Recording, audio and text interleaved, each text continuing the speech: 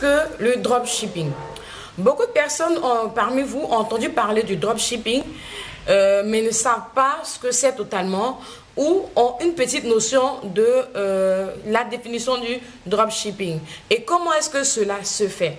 Si tu veux avoir plus d'informations concernant le dropshipping, je te demande de suivre cette vidéo avec attention. À tout de suite!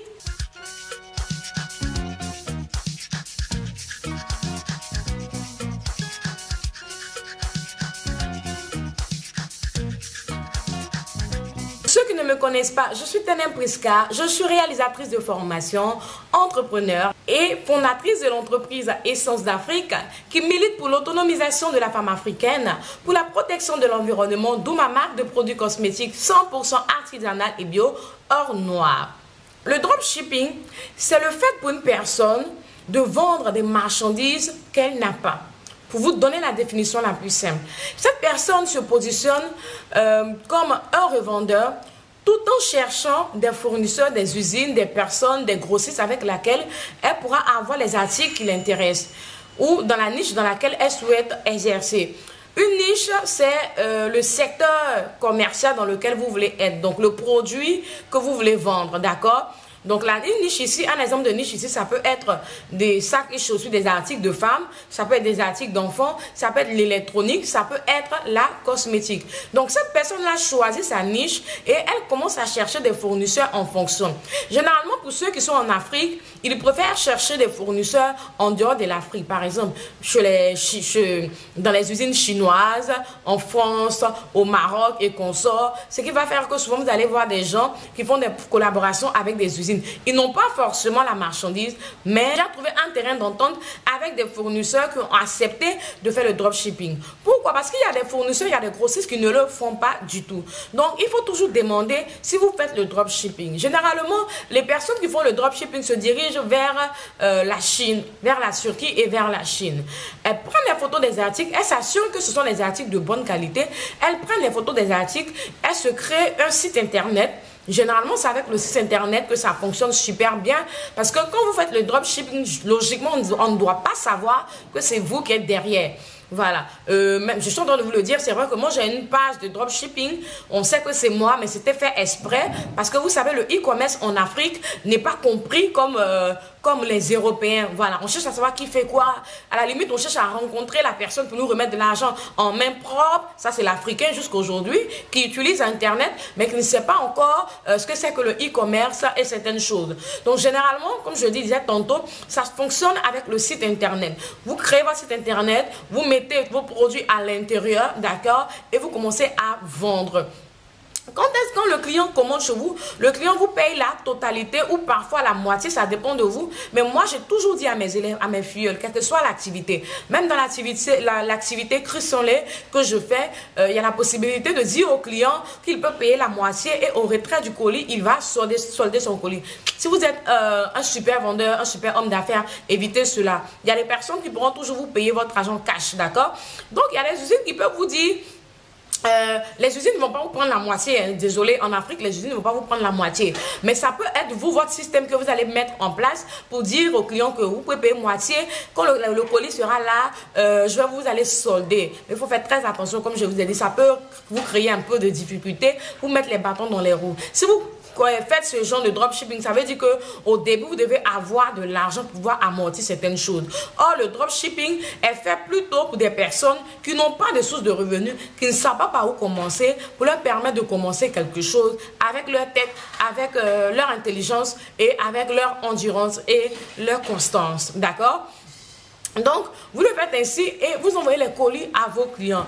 Vous demandez aux usines de ne pas mettre les prix réels des colis, des articles dans l'emballage. Pourquoi? Parce que vous faites le dropshipping, vous devez avoir votre bénéfice sur le dropshipping que vous êtes en train de faire. Vous devez avoir votre bénéfice dessus, votre marge dessus. Alors, comment est-ce qu'on calcule les prix de la vente en gros? Pour la vente en gros, pour la vente en détail, ça dépend de vous. Si vous voulez vous positionner de la vente en gros, les prix se calculent à part des 1,8, 1,5 et 1,3. Je prends un exemple. Si vous voulez faire la vente en gros des robes de mariée, sans avoir les robes de mariée, mais envoyer, montrer les photos pour que les personnes puissent commander, vous allez envoyer. Ici, ça va vous faire puisque les robes de mariée sont un peu chères, si vous faites les 1,8, ça va revenir trop cher. Les 1,5 parfois même. Donc, et si vous allez faire la robe de mariée multipliée par, divisée par 1,3%, ce que vous allez trouver, c'est à ce prix-là que vous allez vendre une robe de mariée en gros à quelqu'un, et vous allez fixer un package que la personne pourra prendre en fonction de ce que l'entreprise vous donnera, d'accord? Et ça sera ça votre marge. Généralement, on vous montre ça, on vous demande de commencer par le dropshipping pour des personnes qui n'ont pas d'argent, qui n'ont pas de source de revenus, mais qui veulent entreprendre, mais qui veulent entreprendre avec rien du tout. Vous pouvez le faire aussi. Vous pouvez fonctionner comme ça. Donc, vous cherchez vos usines, vous répétez, vous catégorisez dans votre secteur, dans le secteur dans lequel vous voulez servir. Vous créez votre site internet, ou si vous êtes en Afrique, vous créez votre page Facebook. Vous n'êtes pas obligé de faire connaître aux gens que c'est vous qui êtes derrière.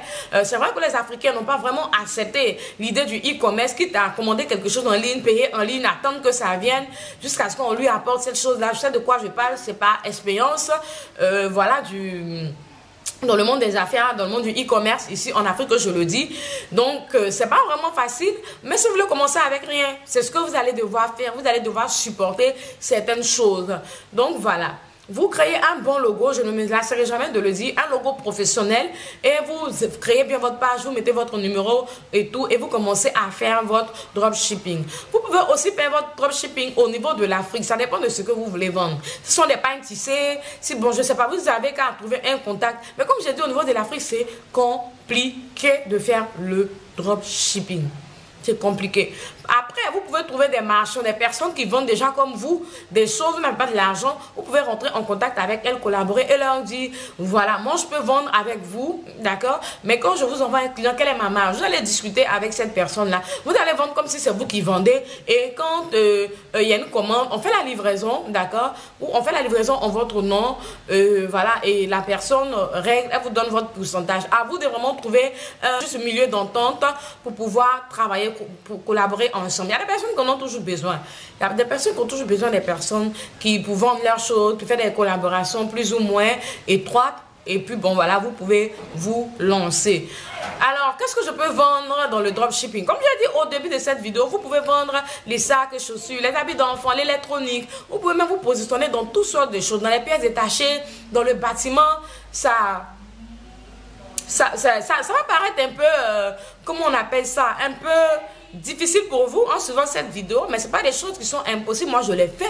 Moi, je commençais par là. Voilà, j'aurai bientôt une formation sur le dropshipping pour ceux qui veulent vraiment faire le dropshipping, comment réussir efficacement et comment se positionner. Donc voilà, j'espère que cette petite vidéo vous a plu, vous a donné une toute petite définition du dropshipping, comment se positionner et comment exercer. Et voilà, sachez qu'on est ensemble et à très bientôt pour une nouvelle vidéo. Bye!